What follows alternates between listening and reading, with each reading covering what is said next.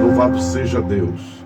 Chegamos ao capítulo 8 do livro de Hebreus, onde, inclusive, o apóstolo, o escritor aos Hebreus, né, já começa dizendo que a suma do que temos dito é que temos um sumo sacerdote tal que está sentado nos céus à destra do trono da majestade.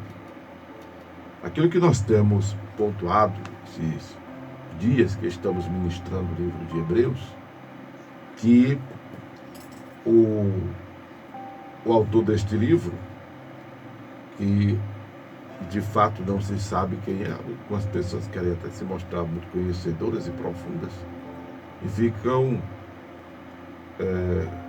sugerindo que foi Paulo, que foi Lucas, que foi fulano, que foi Beltrano, mas para bem da verdade ninguém sabe quem escreveu o livro aos Hebreus. Os irmãos judeus convertidos, né, da ocasião. Ele tem batido na tecla para que as pessoas estejam com as suas atenções voltadas para Jesus, para que as pessoas estejam com as suas mentes convergidas a Cristo. Já mostramos nos primeiros capítulos as razões pelas quais ele é motivado a fazer isso. A deidade de Jesus, o fato de Jesus ser Deus, a superioridade de Jesus sobre os anjos, né? E a pureza de Jesus conservada mesmo em meio às tentações, conforme no capítulo 4 ele diz que o Senhor foi em tudo tentado, mas sem pecado. Então, ele chama atenção sobre esses aspectos e ainda sobre o fato de Jesus ser o sacerdote segundo a ordem de Melquisedeque. Jesus é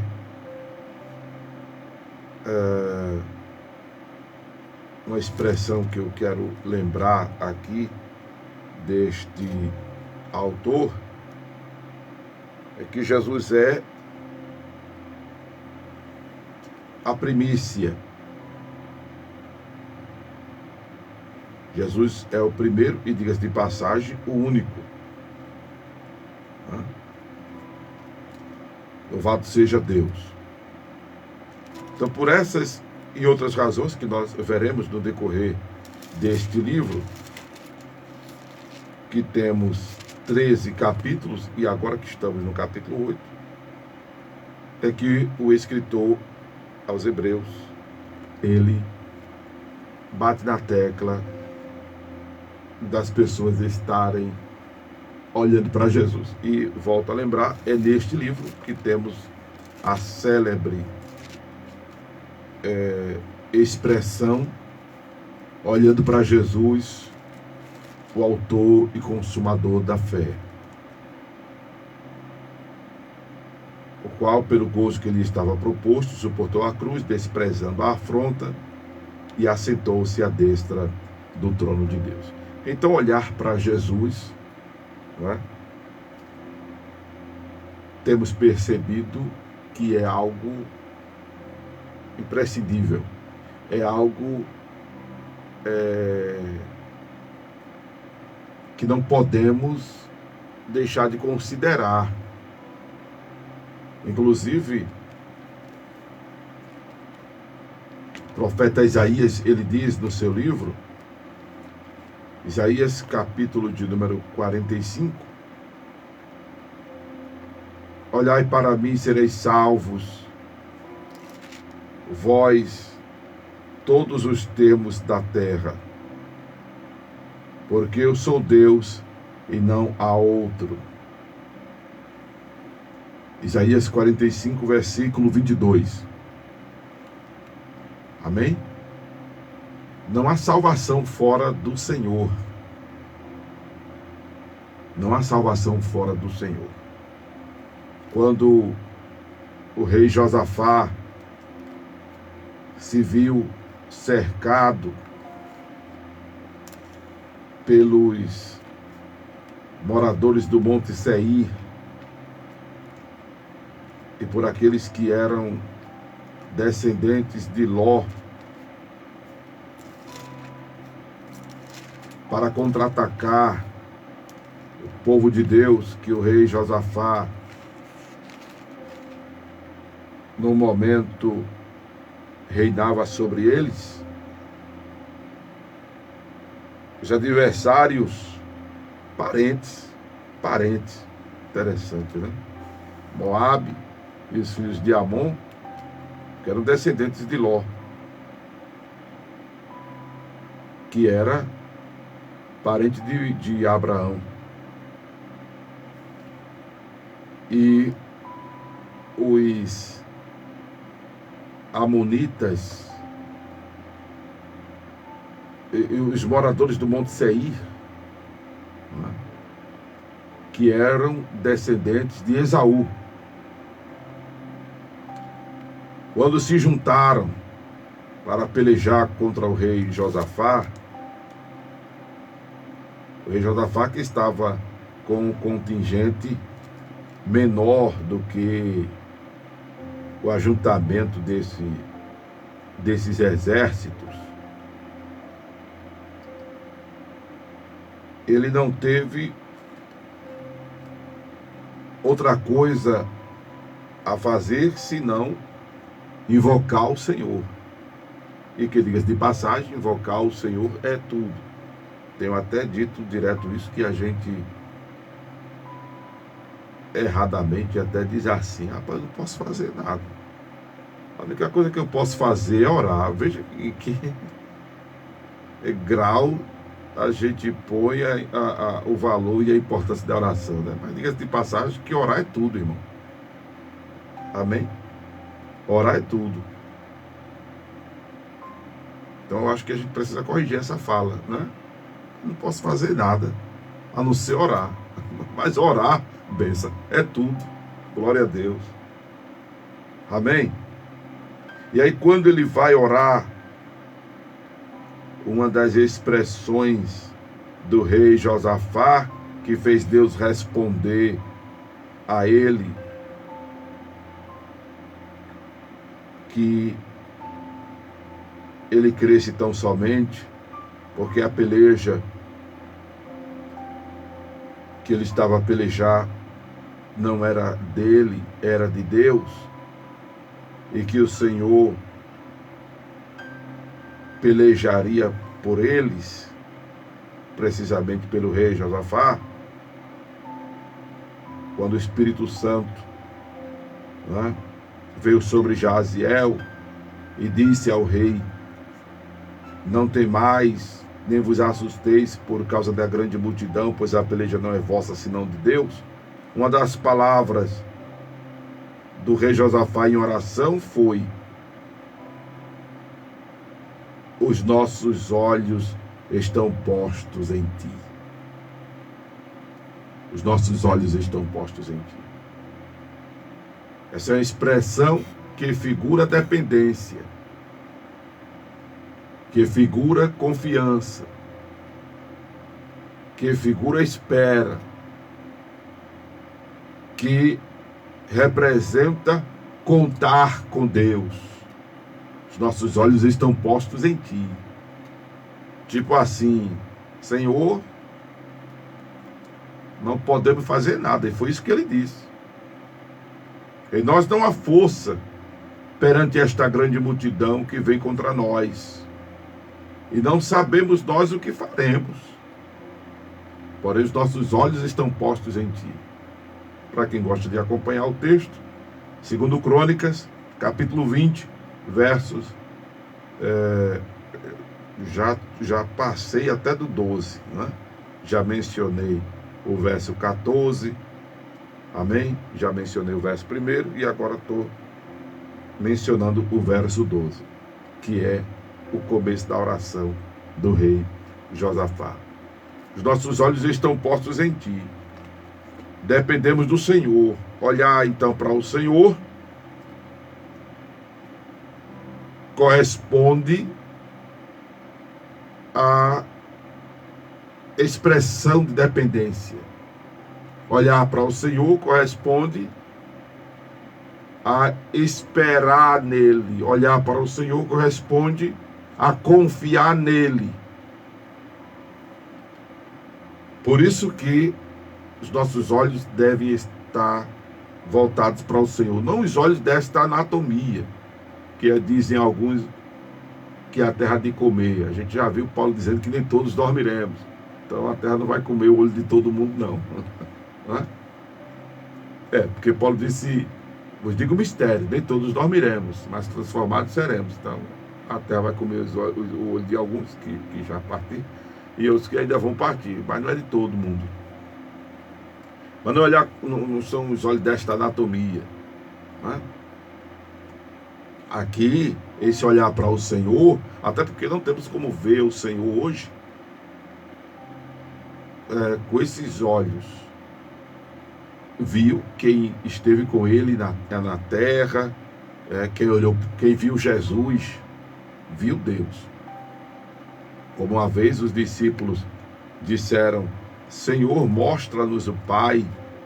Aí Jesus disse, rapaz, eu estou há tanto tempo com vocês, estou há tanto tempo convosco, vede pelo menos pelas obras que eu faço, porque quem vê a mim, vê o Pai, disse Jesus. Quem me vê a mim, vê o Pai. Como dizes tu, mostra-nos o Pai. João 14, verso 9. Não crês tu que estou no Pai, porque o Pai está em mim? As palavras que vos falo, não as digo de mim mesmo, mas o Pai que está em mim é quem faz as obras. Credes que estou no Pai, o Pai está em mim. Crede-me, ao menos por causa das mesmas obras. Amém? Então, quem viu Jesus, e essa era uma condição para ser apóstolo, ter visto Jesus em carne, não é na carne, porque Jesus nunca andou na carne. Aí você diz, pastor, mas e aquele momento que ele entra com um chicote no templo e expulsa a turma? Ele ainda entrou cheio do Espírito. Ali é ousadia, ali é autoridade. Não era carnalidade. É diferente.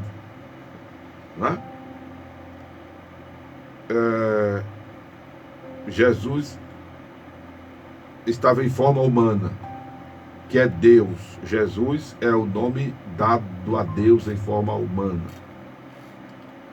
Porque Deus é Espírito. E o Espírito, Lucas 24, 39, não tem carne nem osso, disse Jesus a Tomé. E Deus, João capítulo 1, verso 18, jamais foi visto por alguém. Por quê? Porque Deus é Espírito.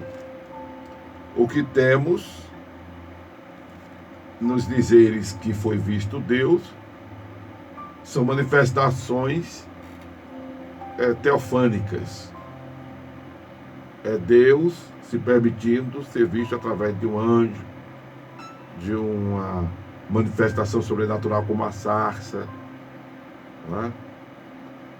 enfim, em forma corpórea de uma pomba, ou então como a coluna de nuvem, ou então como a coluna de fogo. Era a presença de Deus manifestada. Mas hoje, como antes e depois da encarnação do Verbo, o olhar para Deus é com os olhos da alma, que segundo aos Coríntios capítulo 4, verso 4, é o entendimento. É o entendimento. Né? É a nossa racionalidade. Aquilo que Paulo diz em Romanos 12: rogo-vos, pois, irmãos, que apresenteis os vossos corpos em sacrifício vivo, santo e agradável a Deus, que é o vosso culto racional. Então, é com a nossa racionalidade que a gente vê Deus. Né? Aí é o pensar em Deus. Amém? É o meditar na palavra de Deus. É essa contemplação de Deus quando a gente olha assim, irmãos. Você costuma olhar para o céu? Você costuma olhar para o céu? Ou só olha para o céu quando está nublado? Para saber se vai chover ou se está fazendo sol. Então, procura olhar para o céu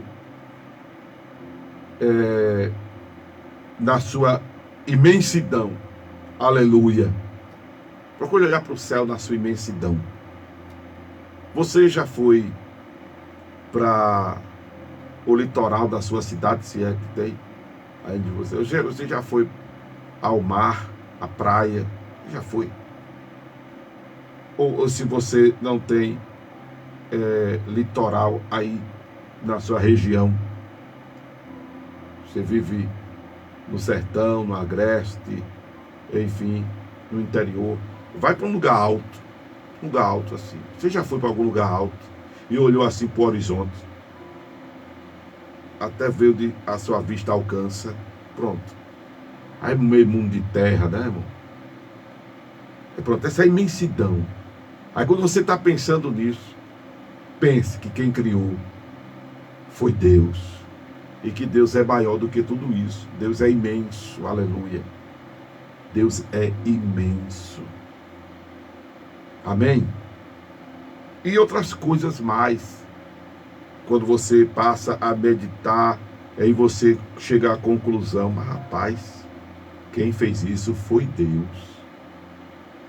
Aí você vê como Deus é tremendo.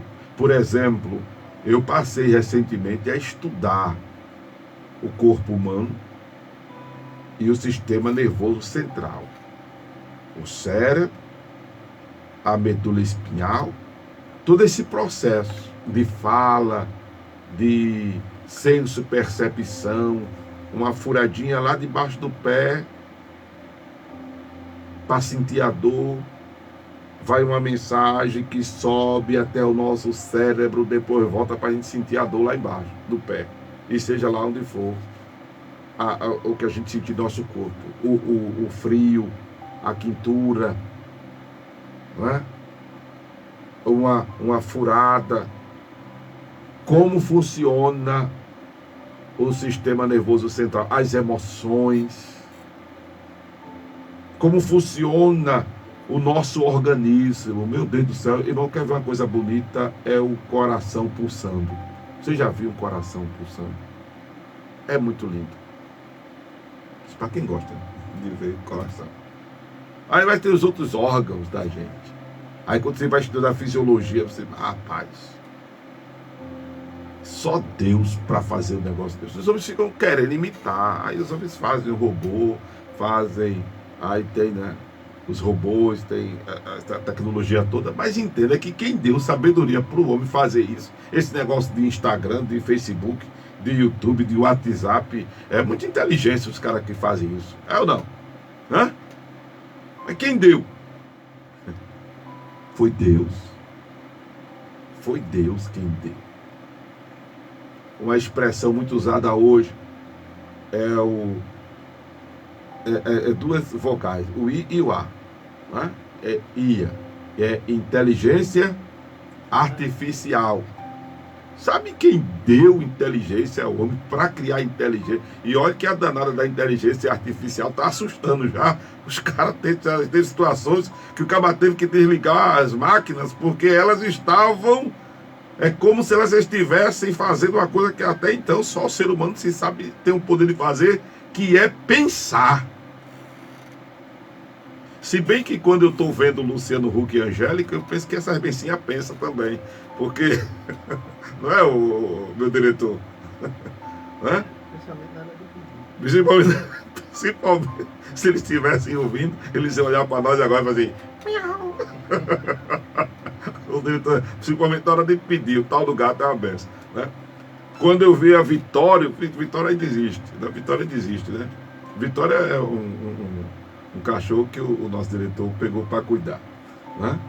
Vitória estava mal que só, e glória a Deus, Vitória está bem. Soube que Vitória está nascendo pelos, os pelos de Vitória voltaram, né? Vitória estava, não tem aquele de Marco Antônio, toma os pedaços do meu ser, ponto. Vitória estava para lá dos pedaços, né?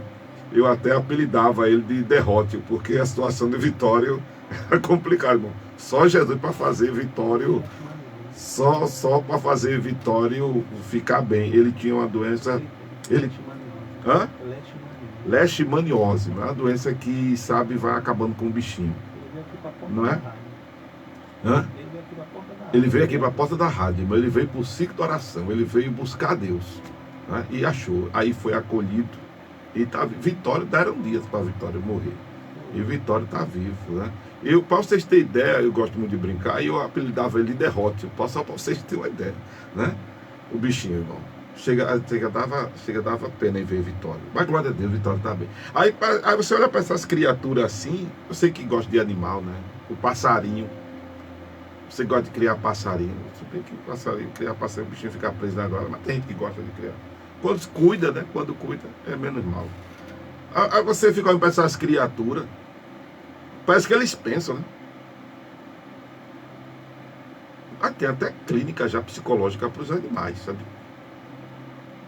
Eles têm as emoções deles. É interessante. Inclusive a gente tem um quadro aqui muito massa, que é a causa animal em pauta. Lá vocês precisam assistir esse quadro, ouvir esse quadro. Então assim, aí quem foi que criou tudo isso, irmão? Foi Deus. Foi Deus. Então olhar para Deus não é olhar com os olhos desta anatomia, é com a nossa racionalidade. Entende? Aí olhar para o Senhor não é procurar ver Deus, até porque não existe nada que represente Deus. Não há nada que represente. Por isso que Deus mesmo proibiu de as pessoas fazerem qualquer figura que o representasse. Está lá em Êxodo capítulo 20. Né? Eu até disse na abordagem do círculo de oração que participei ontem, que idolatria transcende a se prostrar diante de uma imagem de escultura.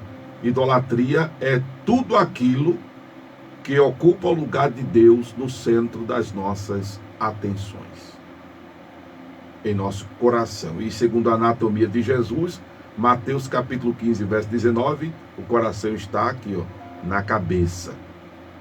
Quando Jesus disse que é do coração que vêm os pensamentos. Então olhar para o Senhor, e aí a gente aprende isso lendo Bíblia, não precisa nem estudar anatomia profundamente. Os olhos da alma é o entendimento, segundo aos Coríntios 4:4. Amém? Então olhar para o Senhor é você ter essa racionalidade sobre Deus, que Ele é grande, que Ele é soberano, que Ele é supremo, que Ele é misericordioso, que Ele é santo, que Ele é onipotente, é o único que tem todo o poder, Ele é onipresente, é o único que está aqui, está com você, aí onde você estiver. Ele é o único que sabe todas as coisas, Ele é onisciente. Aleluia. E o escritor aos Hebreus, ele diz, em suma, o que temos dito é que temos um sumo sacerdote tal que está sentado nos céus, à destra do trono da majestade. Aí ele está dizendo o seguinte, enfim, eu estou dizendo isso e é isso mesmo que o escritor aos Hebreus está querendo dizer. Eu estou falando de Jesus, que não precisava oferecer sacrifício por ele, ao contrário, não é? Ele, além de ser o mediador, ele foi tanto sacerdote como o próprio sacrifício. Ele ofereceu-se a si mesmo por todo mundo como sacrifício perfeito pelo pecado, derramando seu sangue e morrer em lugar de nós pecadores. Louvado seja o nome de Jesus. E aí o escritor aos Hebreus continua chamando a atenção para o fato de que Jesus Cristo foi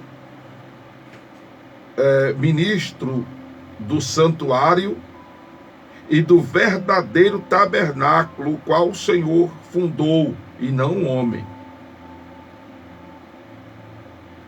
Esse tabernáculo que o Senhor fundou e não um homem,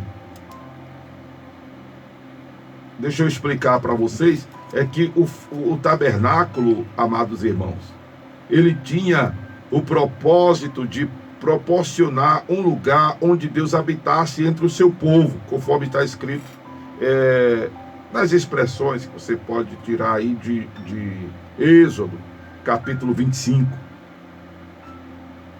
Porque Deus não habita em templo feito por mãos de homens. Mas no tabernáculo, eu falei aqui nos capítulos anteriores a este, tinha os compartimentos, o tabernáculo, não é? Eu já pontuei aqui o lugar santo, o lugar santíssimo, não é? E tinha o átrio. O átrio era o primeiro, vamos chamar, vão, não é? Era o primeiro espaço, era o primeiro compartimento do tabernáculo, o átrio.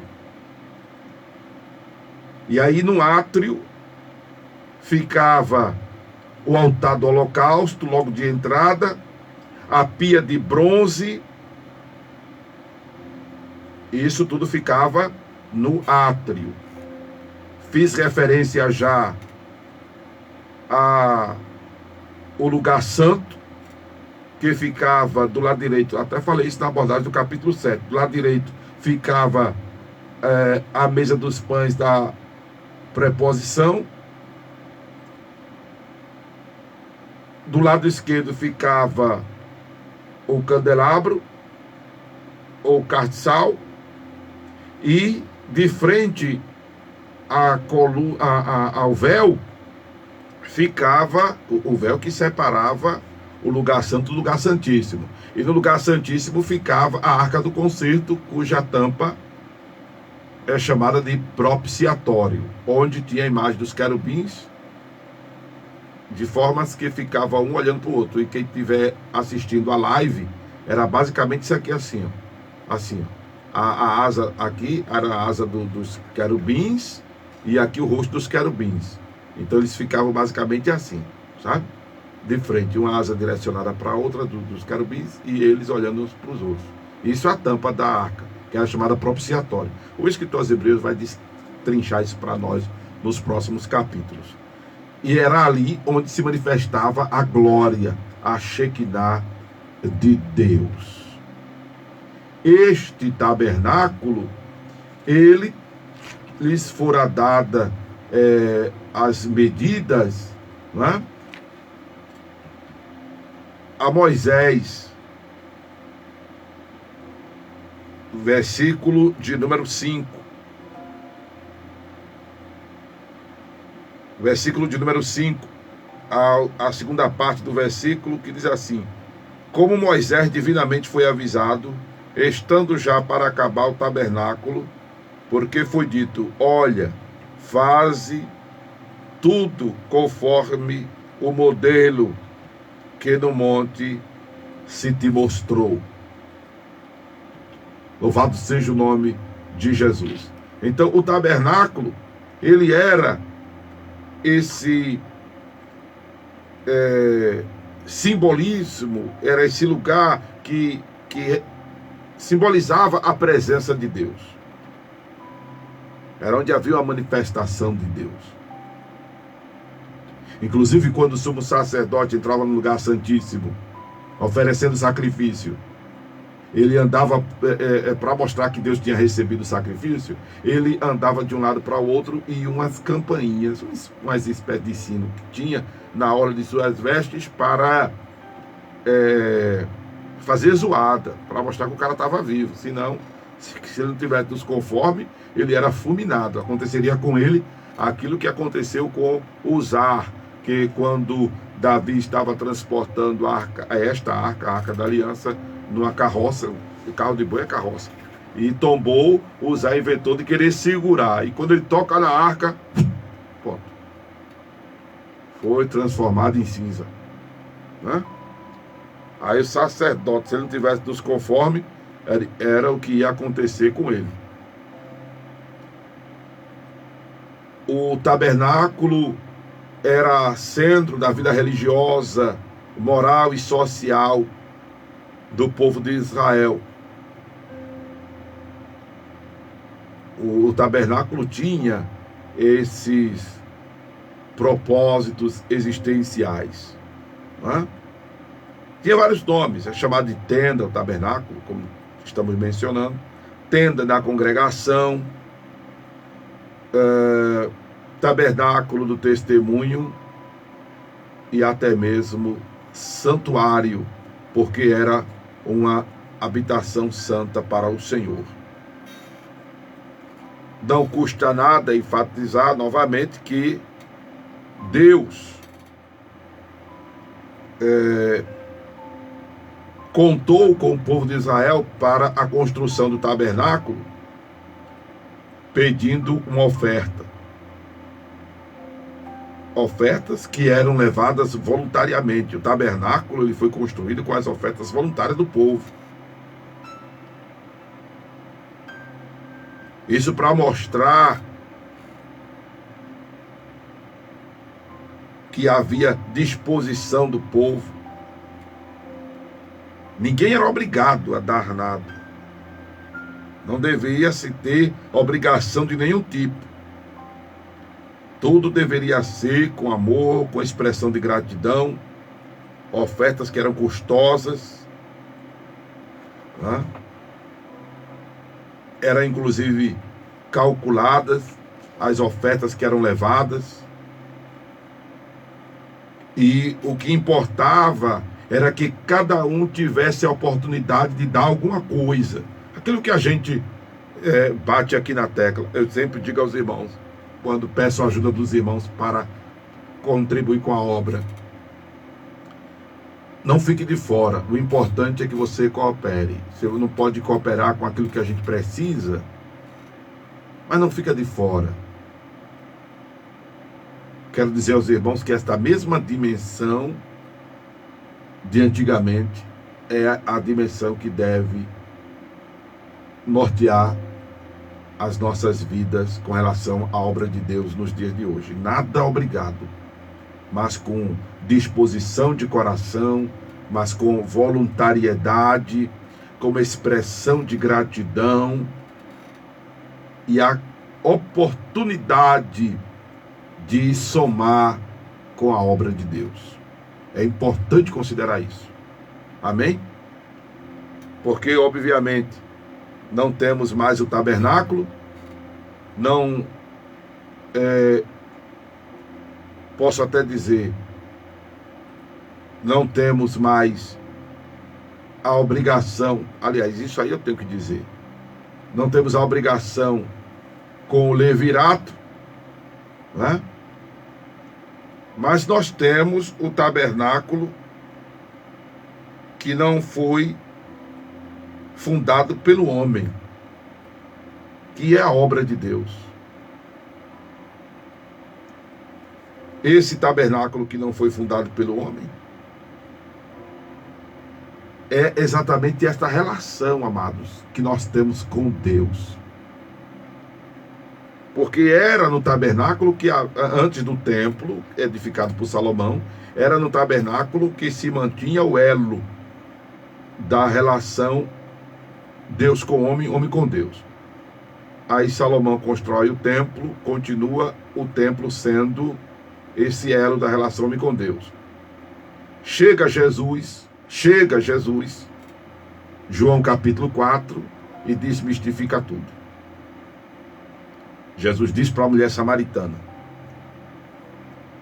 a hora vem e é chegada, porque ela, como samaritana, os samaritanos eram um povo miscigenado, era uma mistura de judeus com assírios, com sírios, homens judeus com mulheres não judias, mulheres judias com homens não judeus, porque isso foi uma estratégia dos dominadores do povo de Israel no Velho Testamento, quando os levava para o cativeiro, para exterminar o povo de Israel, que é uma tentativa de alguns povos hoje.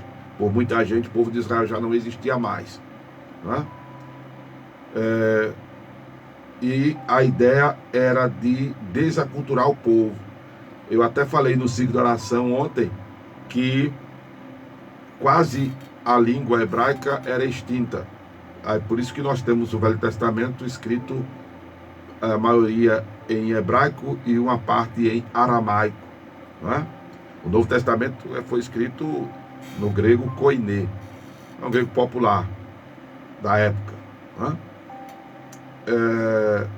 Mas houveram sempre essas tentativas de destruir o povo de Israel, coisa que não vai acontecer, porque é um povo que Deus levantou para, através deles, tornar-se conhecido, que é quando surge, quando Deus faz o chamado a Abraão. Eu falei sobre isso no capítulo 7.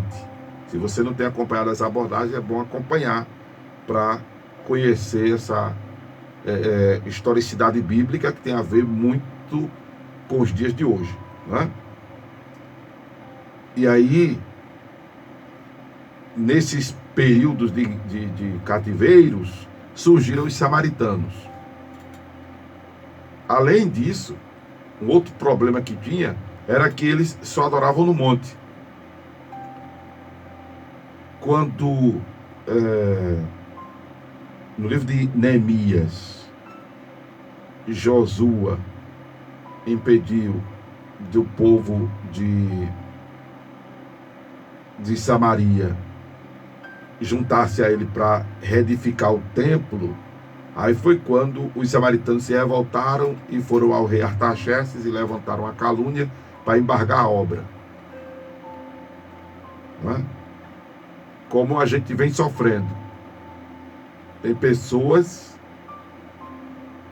que, com inveja e com raiva, não querem que a obra de Deus vá para frente, não querem que essa programação continue. Mas vai cair por terra, em nome de Jesus Cristo. Porque quem se levanta contra o que Deus levanta, cai por terra. Diga amém. Quem se levanta contra o que Deus levanta, cai por terra. A gente se chateia, a gente fica estressado, agoniado, dá raiva. Mas o que é de Deus, o maligno não destrói. Ele atrapalha, atrasa algumas coisas, né? Como os irmãos disseram aí, várias coisas do inimigo que não presta mesmo, vão nem dar a mídia a ele, mas cai por terra. Aí tinha esse problema dos samaritanos com os judeus. Aí o outro era de adorar. Eles diziam que Deus deveria ser adorado no monte, porque em muitos momentos Deus foi adorado no monte, não é? A gente viu, inclusive, aqui no versículo 5, que foi no monte que o Senhor mostrou a Moisés como o tabernáculo deveria ser feito. E aí, os judeus no templo, porque foi o templo edificado por Salomão, se bem que, já na época de Jesus, porque foi assim, foi destruído o templo, foi reedificado na época de Neemias. Na época de Jesus, esse templo edificado por Neemias, ele era tão simples, ele não tinha a suntuosidade do templo que Salomão edificou, mas a promessa foi que a glória da segunda casa seria maior do que a glória da primeira. Por quê? O templo não era suntuoso como o templo. O segundo templo não era grande, né? Que uma pia no templo de Salomão era chamado de mar. Só para você ter ideia da grandeza, né? Salomão parecia, eu me lembrei agora de uma música popular que eu não sei que nem aqui canta, que diz assim: eu sou pequenininho, mas agora é tudo grande. É da Paraíba, parece que era meio o paraibano ou de Itu. Ele era todo exagerado, assim. Tudo que ele fez no templo foi enorme de grande. Só a pia, que era para lavar a mão, era chamada de um mar, de grande que era.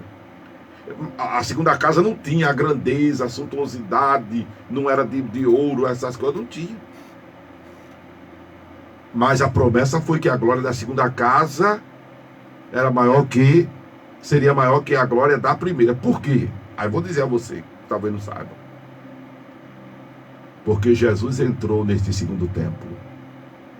Sim, pastor, mas não houve a glória de Deus, não veio o fogo do céu, não acendeu o fogo do altar? Sim, mas isso tudo é teofania. No segundo templo, quem entrou foi Deus propriamente dito. Jesus é Deus propriamente dito. Vimos isso em Hebreus. Ele é a expressa imagem da pessoa de Deus. Nele habitou corporalmente toda a plenitude da divindade. Foi por isso que a glória da segunda casa foi maior do que a glória da primeira. Porque Jesus, que é Deus, entrou pessoalmente no segundo templo. Que o povo de Israel, inclusive, tinham vulgarizado, tinham transformado em comércio. Por isso que Jesus entrou lá e expulsou tudinho. Porque tinham transformado o templo em lugar de jogos, de vendas. Aí Jesus expulsa, ele diz: a casa do meu pai é casa de oração. Louvado seja o nome de Jesus Cristo. Mas aí ele desmistifica o templo, quando ele chega para a mulher samaritana e diz: mulher, a hora vem e é chegada, em que os verdadeiros adoradores adorarão o Pai em espírito e em verdade. Aleluia. E ele vai dizer lá, o escritor aos Hebreus, no capítulo de número 10,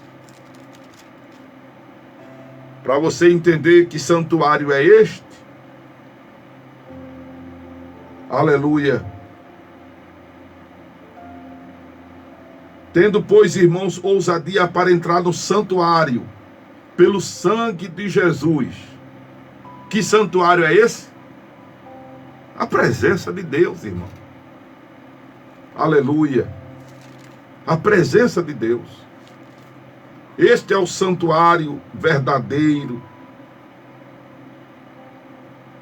Este é o verdadeiro tabernáculo, o qual o Senhor fundou e não o homem. Amém? Hebreus 8, verso 2. Do qual Jesus é o mediador. Então, amados, a mensagem de toda esta lição, entre todas que a gente acabou de ouvir, de receber da parte de Deus, é exatamente para que você se apegue a Jesus. Não abra mão de Jesus por nada nem por ninguém. Amém? Porque não há problema que Jesus não resolva. Não há doença que Jesus não cure. Não há necessidade que Jesus não supra. Aleluia. Não há enfermidade que Jesus não cure. Para ele nada é impossível. Não abra mão de Jesus por nada nem por ninguém. Esteja firme, servindo a ele, como temos dito, incondicionalmente, servindo a ele com determinação. Siga em frente, olhando para Jesus, autor e consumador da fé. Se esta palavra não mexeu com você, se esta palavra não lhe impactou, não lhe edificou, não lhe consolou, aí foi a voz de Amaro Corrêa. Mas se ela fez tudo isso, o que você ouviu foi a voz de Deus, a voz do divino.